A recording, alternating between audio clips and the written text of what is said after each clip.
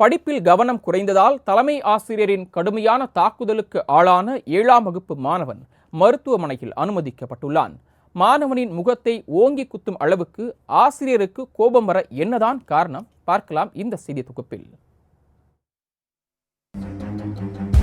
வேலூர் மாவட்டம் சத்துவாச்சாரியை அடுத்த ரங்காபுரம் பகுதியைச் சேர்ந்தவர்கள் சுரேஷ், உமா மகேஸ்வரி தம்பதி. இவர்களது மகன் அக்ஷய்குமார் அதே பகுதியில் உள்ள தனியார் பள்ளியில் 7ஆம் வகுப்பு படித்து வருகிறான்.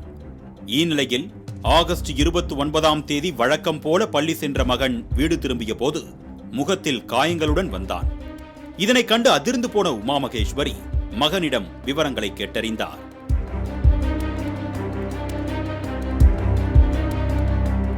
அப்பொழுது அக்ஷய்குமார் பள்ளியின் தலைமை ஆசிரியர் சீனிவாசன் தன்னை கண்மூடித்தனமாக தாக்கியதாக கூறினான்.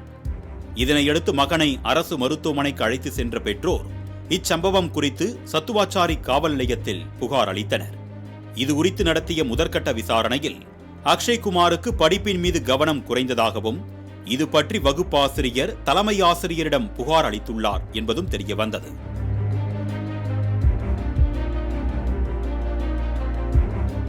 இதனையடுத்து தலைமை ஆசிரியர் சீனிவாசன் மாணவன் அக்ஷய்குமாரின் கன்னத்தில் பலார் பலார் என அறைந்தும் கையை முறுக்கி முகத்தில் ஓங்கி குத்தவும் செய்திருக்கிறார்.